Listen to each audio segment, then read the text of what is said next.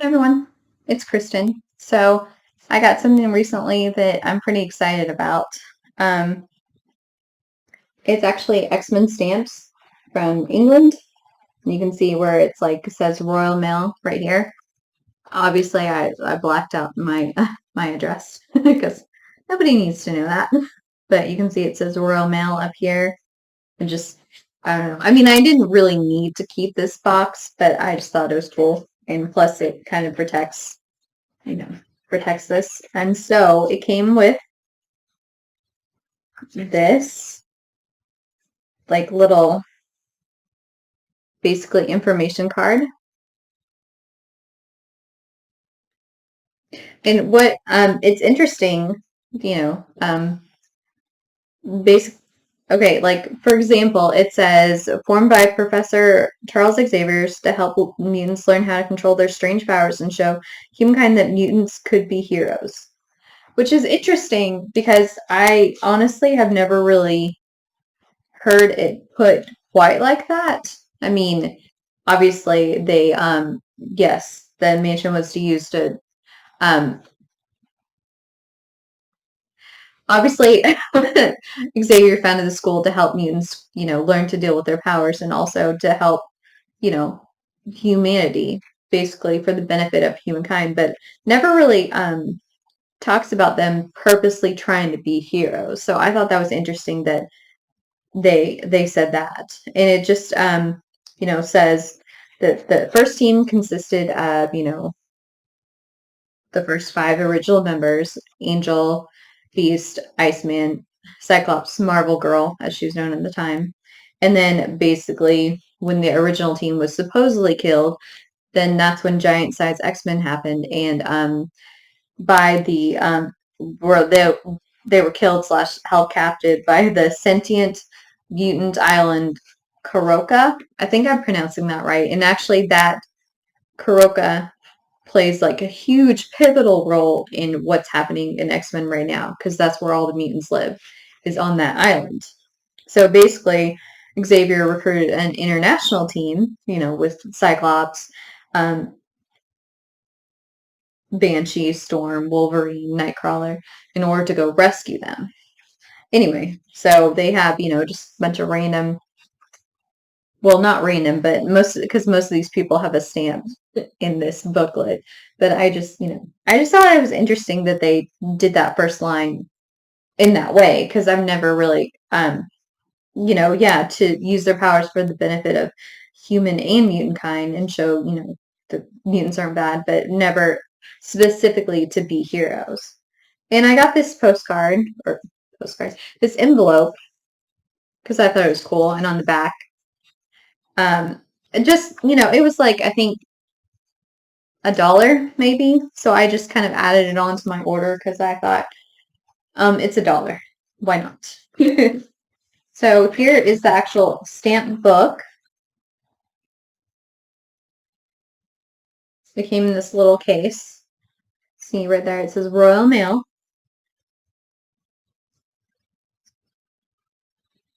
And see, you open it up and it kind of forms, like an X. And it has a certificate of authenticity with it. And it has the, Matthew Parks, the director of Royal Mail Stamps and Collectibles, his, signature. So that and it, says this book is 949 of a limited edition of 1963, the year that X-Men debuted in 1963, which is interesting. I didn't notice that before. And then here's the cover, which I think is pretty cool. And I love that the X-Men, stands out even more. And of course, on the front are the five original X-Men. So, and just like it just kind of tells you a little bit about things. Like it says that in the beginning, Marvel, or in 1963, Marvel was still in, its beginning stages. And they had already had success with, Spider-Man and the Fantastic Four. And then, so Stan Lee and Jack Kirby collaborated to create X-Men. And then it says, the new heroes were mutants who used their powers, under the guise of or under the leadership of Professor Xavier. And, it says again, the first five, which I've already told you. And then basically, and of course, Magneto was the first villain. He debuted in the first issue. And then this is the fourth issue. And it's talking about the Brotherhood of Evil Mutants. You can see Magneto and Quicksilver and Scarlet Witch. Even though, like I said, I think I talked about this in the video that I did with the comic book superhero bags. If you notice, her costume on the front of this is green, but in the actual comic book it is red. It's because the publishers didn't think that she should have her red costume standing right next to her dad. So they made her costume green on the front. So yeah, and then you see also Toad and Mastermind, which, and then the Sentinels actually who have become, well, Magneto is a huge part of the X-Men lore. He's like, I will say, the most famous X-Men bad guy. At least I think so. I mean, some people might have a different opinion, and if you do have a different opinion, let me know. In the comments below. Let me know which one you think is the most iconic or most associated with X-Men. And then, of course, and also the Sentinels were in Uncanny X-Men 14, and they are definitely a huge iconic part of X-Men. Like, if non-human slash living bad guy, it would definitely be the Sentinels.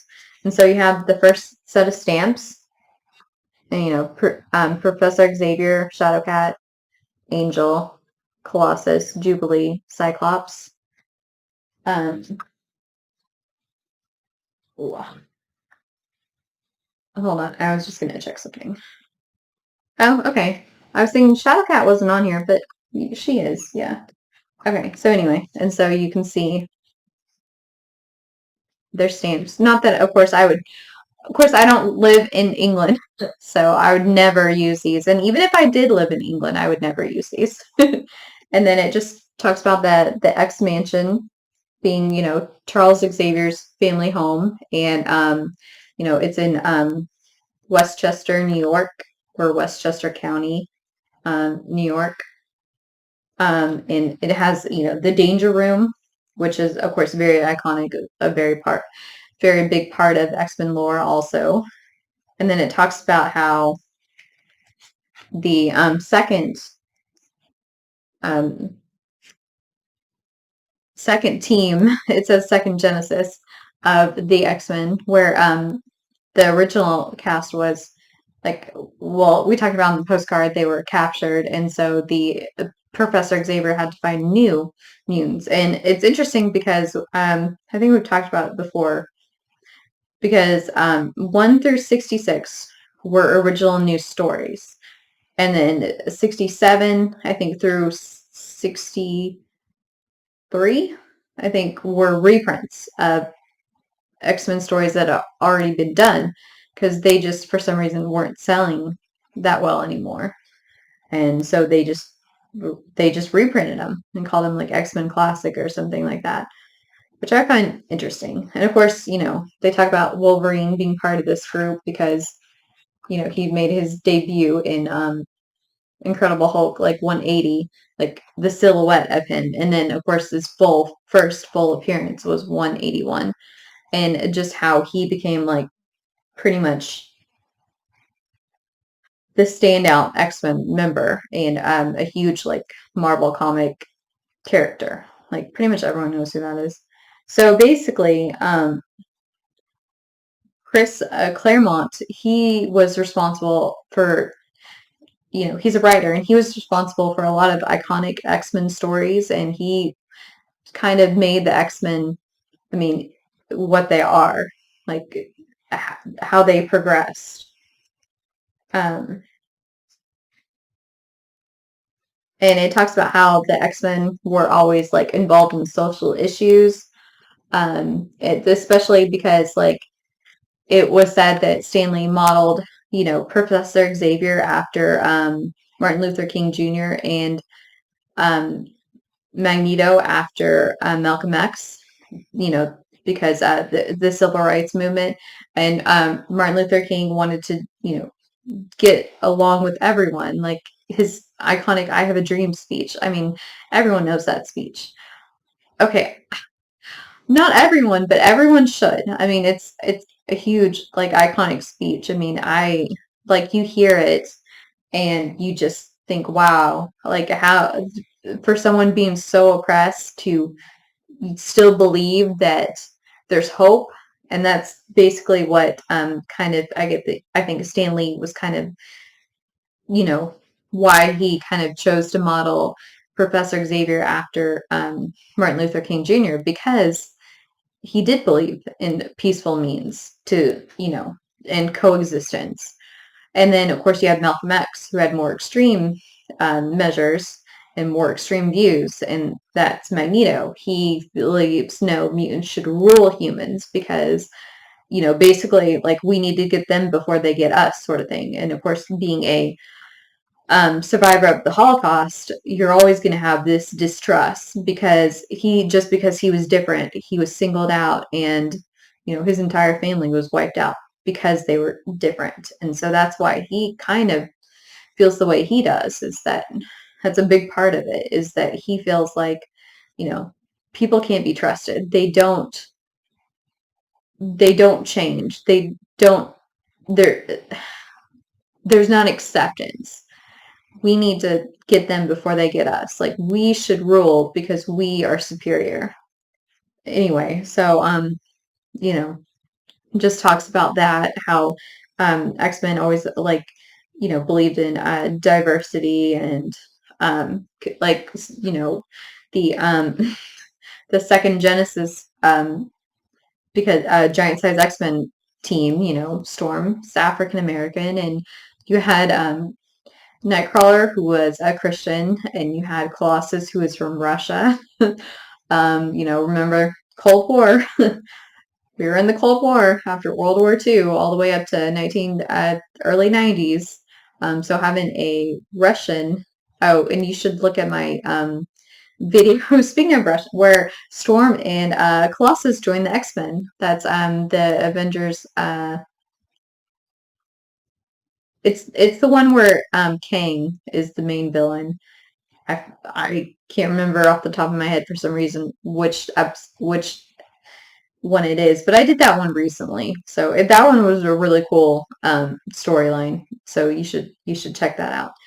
So anyway, just diverse characters. And X-Men's always been about being diverse and having all kinds of different characters.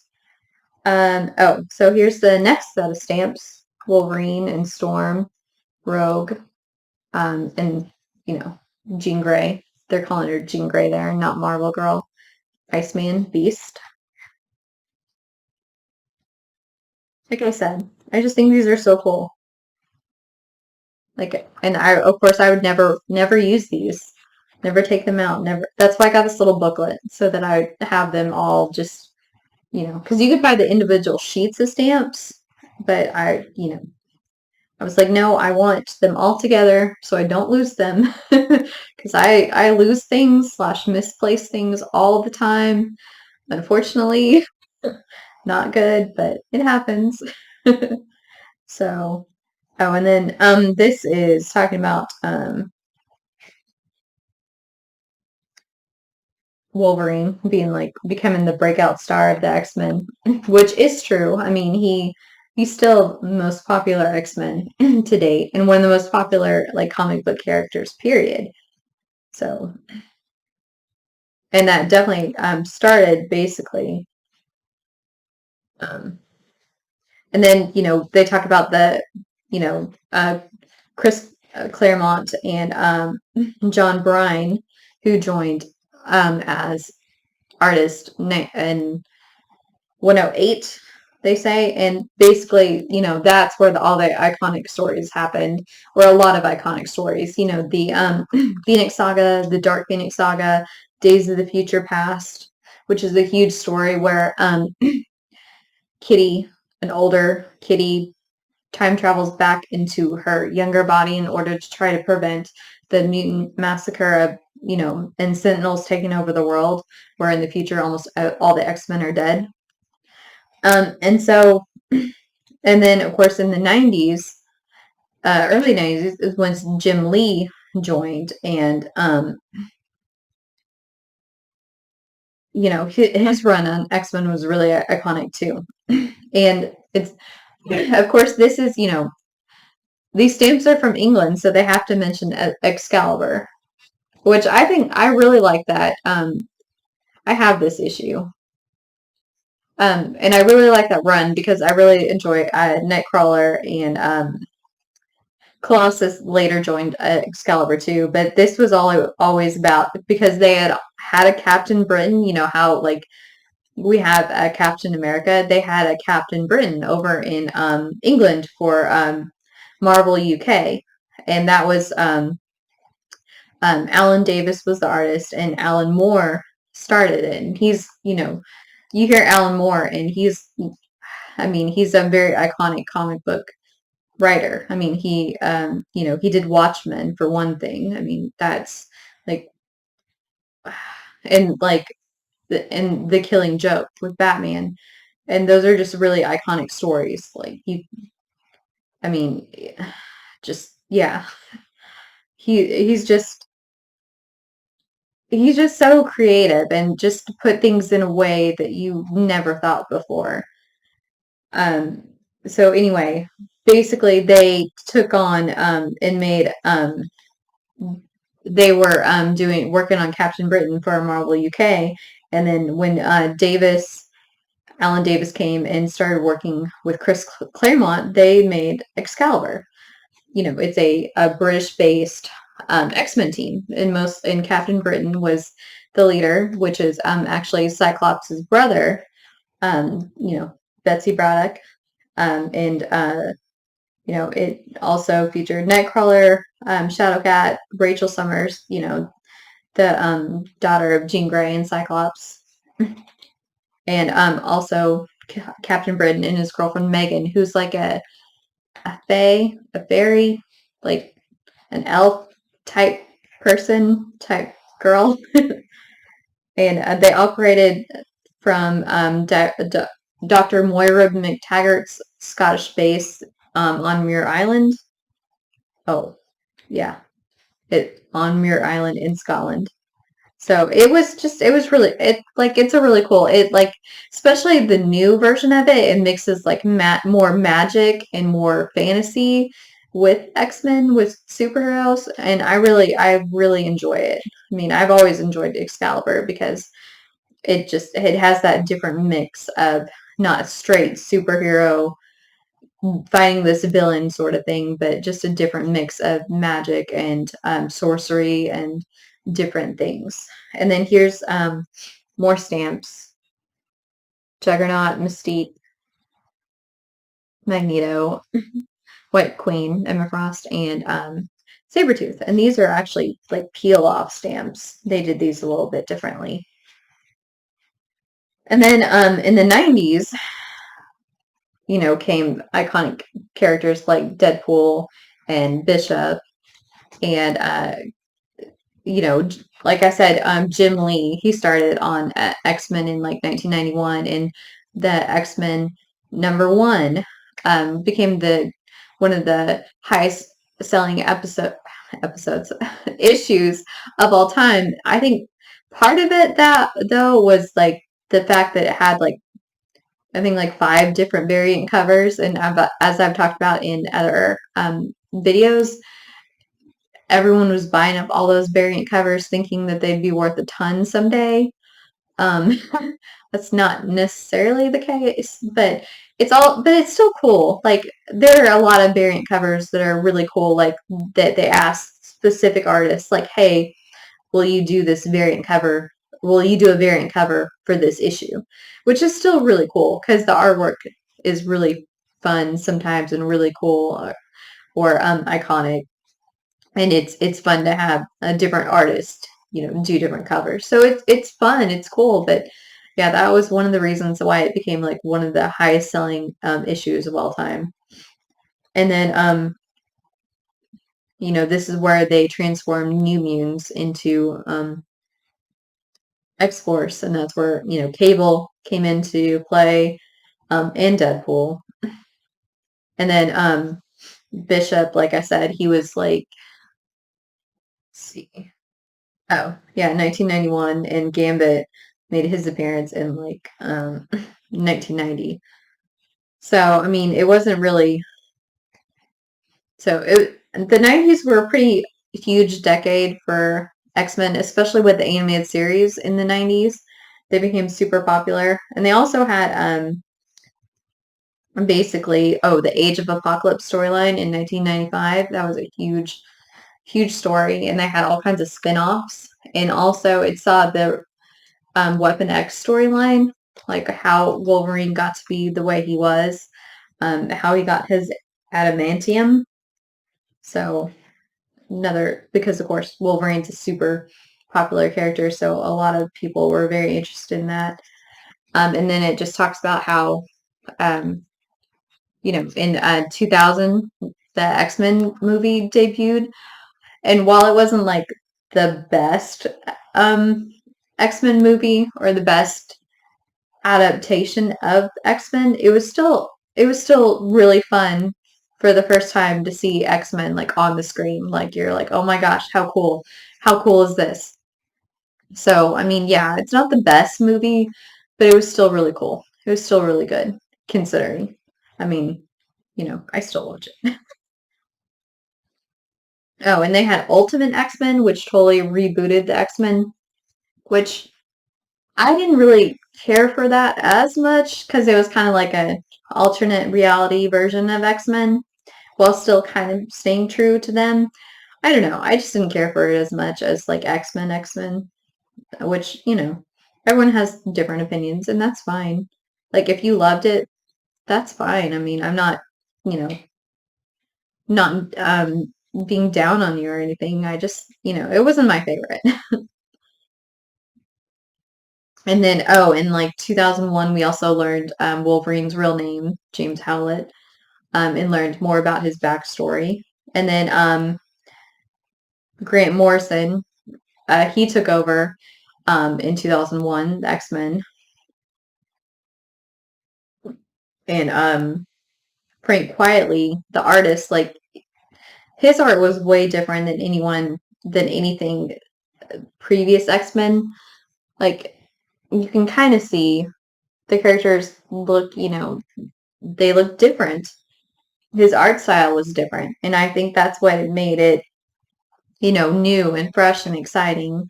Is that part of it was his different art style, and of course, Grant Morrison was a really good writer. And then they have a little thing about today, the House of X and Powers of X, and I mean, it's hard to keep up with all the X-Men storylines, but that is just crazy. Like, of course, now because all the mutants are living on Kuroka, the mutants like sentient living island. Which, if I'm saying that wrong, I'm sorry. I think that's how it's pronounced, but I could be wrong. And it's just this whole big like they have a way to resurrect dead mutants, and um, it's just crazy. I mean, you it's unlike any X-Men storyline that's been done before. And it's way too much to explain in just a couple minutes. And then they have these stamps at the very end. Another Xavier Magneto stamp, and then Queen Elizabeth stamps, which is really cool. Which is another reason why I wanted this booklet, is because it also had these Queen Elizabeth stamps. Because, of course, these stamps say,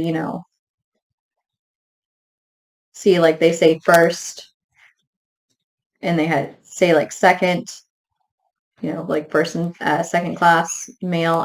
I'm guessing, because of course I don't live over there, so I don't know. If you know, let me know. Let me know what that means exactly. So I just, like I said, I just wanted this because it's really cool, just like a little book, and it gives you like a brief, very brief history of the X-Men, but it covers like all the huge, kind of, basically kind of huge bases. I mean, I will say. Um, and they sold individual sheets, and I just wanted something where they were all together so I wouldn't lose them. um, they even sold like silver ingots. They're like a little, I don't know how to describe them. And those were cool, but this cost me, I think, I want to say $60, like 60 US dollars. And of course, like I've talked about in previous videos, I'm trying to cut back on how much I buy, but again, had to have this because I thought that was really cool. I don't think the US has ever done X-Men stamps. If they did, I had no idea about them. I didn't know about them, and I'm very sad if I missed them because yeah, I didn't know. Um, I'm sure they've done superhero stamps before. Like I have my whole series on the um, DC history stamps that they did, and I have a sheet of Wonder Woman stamps they did. And I'm sure they've done Marvel, but again, if I don't know about something, then I don't know about it. Like I don't know to buy it that if I don't know about it. So anyway, I hope you enjoyed this. I was really excited to get this. I think this is really cool that even, other countries in the world recognize like how cool, how great X-Men is. I guess that's how I would summarize this video. So, I hope you will join me again for future videos, and until next time, bye.